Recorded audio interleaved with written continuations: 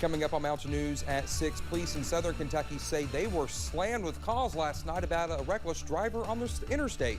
How a chase ended with that suspect being shot and killed by police in Tennessee. And Batman left Gotham today to talk to students in Lawrence County. We share what advice he wants the future generation to know. Keeping an eye on a few showers as we head into our Easter weekend, but some dry time definitely as well. I'll have the full breakdown next at 6. Dedicated to Eastern and Southern Kentucky, this is WYMT Mountain News at 6. Good Friday evening to you. I'm Dakota Makris. Thank you so much for joining us tonight.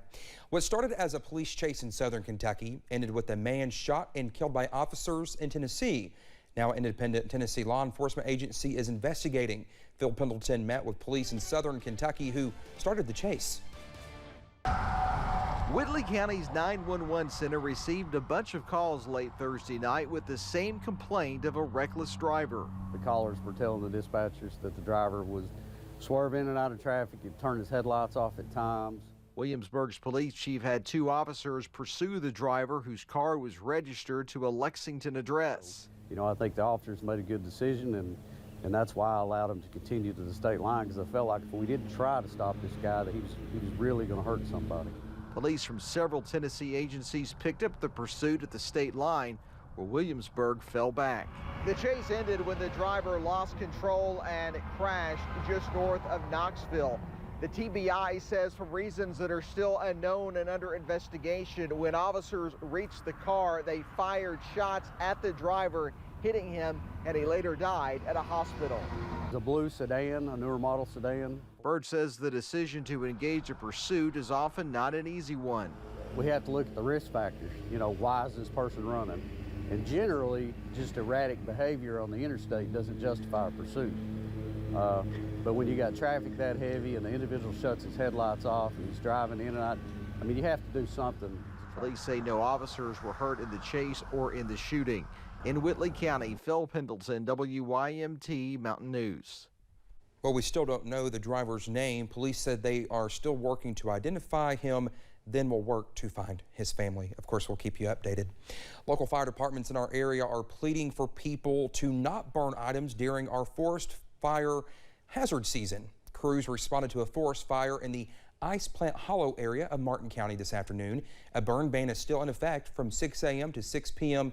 until further notice. Officials asked people not to burn until weather conditions improve. A London man was sentenced yesterday to 10 years in prison. 43-year-old Jason William Graves pleaded guilty to 1 count of bank robbery and 1 count of carjacking for a 2019 incident in Tennessee. After Graves is released from prison, he will be supervised for 3 years and will be required to pay restitution to the victims. Also yesterday, a Pike County man was indicted by a grand jury on multiple charges. Jordan Hall was charged with rape, sodomy, and promoting contraband between December 10th, 2021 and February 20th, 2022. An indictment says Hall committed 5 counts of rape, 3 counts of sodomy, and 4 counts of promoting contraband. Well, we now know the name of one of the victims who died yesterday in the Letcher County crash on US 119. A Letcher County deputy coroner confirmed with us that 62-year-old Elise Raylan Sizemore was pronounced dead at the scene. Now, we still do not know the name of the second victim who later was pronounced dead yesterday evening. We also still do not know the condition of the third victim who was involved. A new bill has passed that will require fentanyl traffickers serve at least 85% of their prison sentence. Our Chaz Jenkins explains.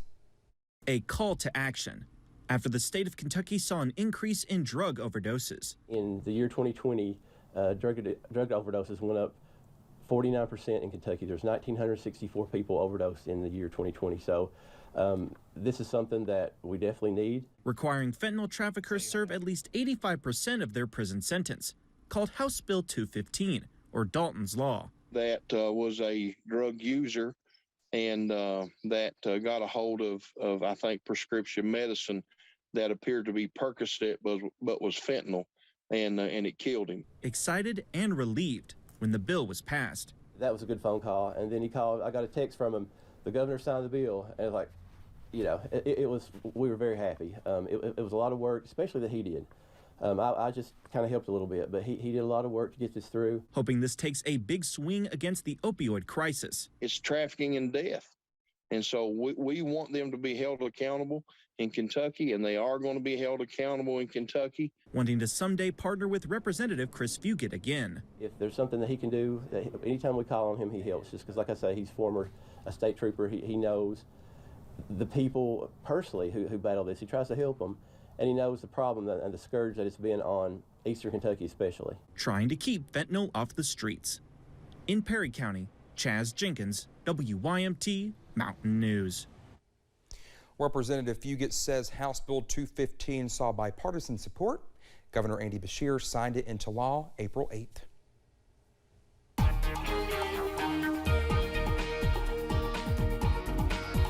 A beautiful day earlier today. We've seen clouds increase throughout the afternoon. We'll see that continue into the evening hours, along with a few showers later on tonight. Let's go back there to the I-75 camera at Mount Vernon.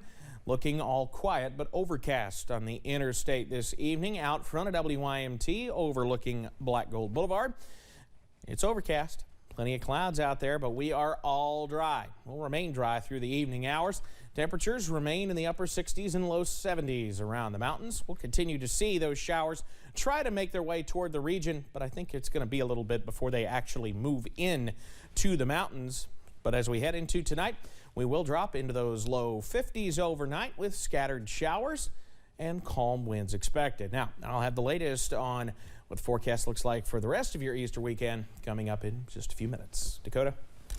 All right, Evan, thank you very much. A new toy store opened its doors in downtown Hazard today.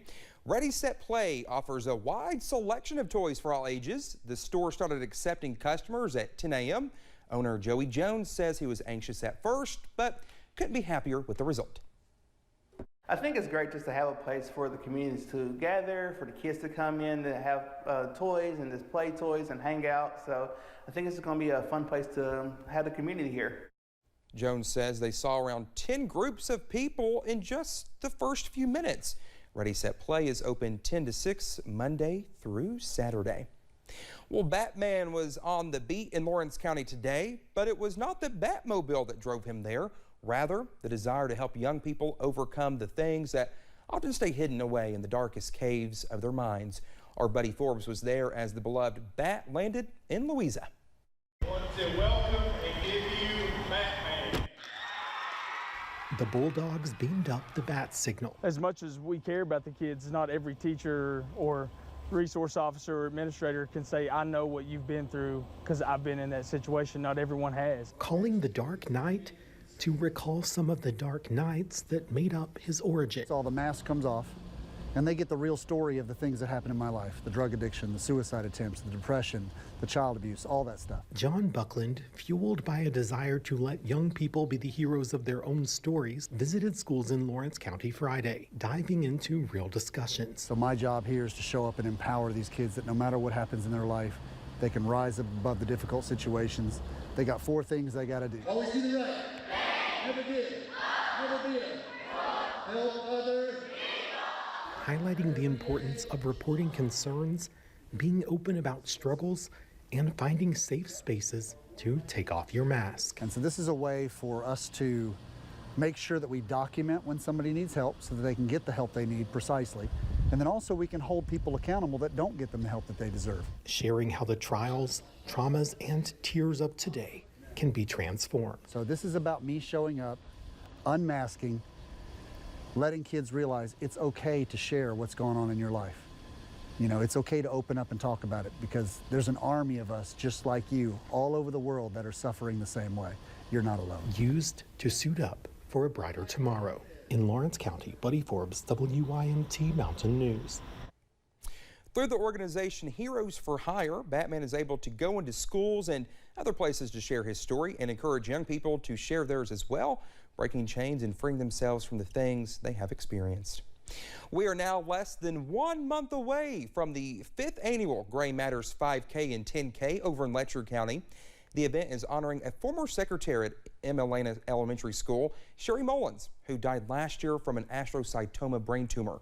Now, that is the same brain tumor co-founder Brandon Robinson was originally diagnosed with in 2016. If you want to participate, Monday, April 25th is the last day you can register to get a race day t-shirt. You can also sign up in person at 7 a.m. the day of the race. It's a way to bring awareness to this situation, this cause, and I think it's a great way just to bond with people that have been survivors or family members of survivors there that you may not get to see other times of the year. The proceeds from this year's Gray Matters will be split between ICAN Services Incorporated in Letcher County and the Hazard ARH Cancer Center. That's where Sherry received her treatments. You can register for the event over on WYMT.com. Also happening on May 14th is the Hazard Perry County Women's Club Rose Run 5K. That run will be happening in downtown Hazard. Participants can walk or run. The fee for that run is $25, and that money will go towards scholarships at Hazard Community and Technical College. You must register by April 30th to get a t-shirt. If you're still needing to do your taxes, well, you might want to get on that. The last day to file taxes for 2021 is Monday, April 18th. This year's April 18th deadline affords Kentucky taxpayers a few extra days to complete their tax returns due to the Emancipation Day holiday in Washington, D.C. on Friday, April 15th. Individual taxpayers are encouraged to pay in full any taxes owed by the filing deadline to avoid interest and penalties.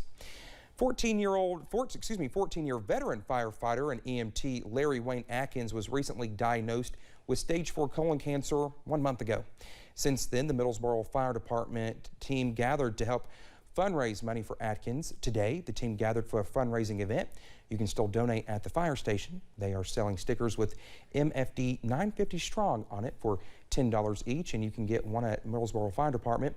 And another event is planned soon as well. I would also like to invite everybody that fishes, come join us on the 23rd Saturday. And fish this tournament. It'll be a good day of fun. There's some good prizes to be handed out.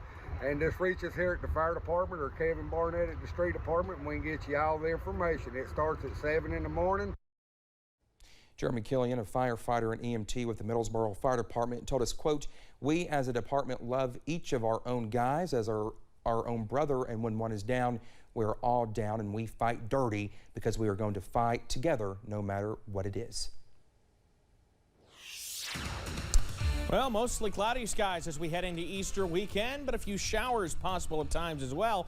Full timing on the way next. And several areas in our region are getting ready for Easter events this Holy Week. Some are carrying a cross along a highway, and others are showing their artwork.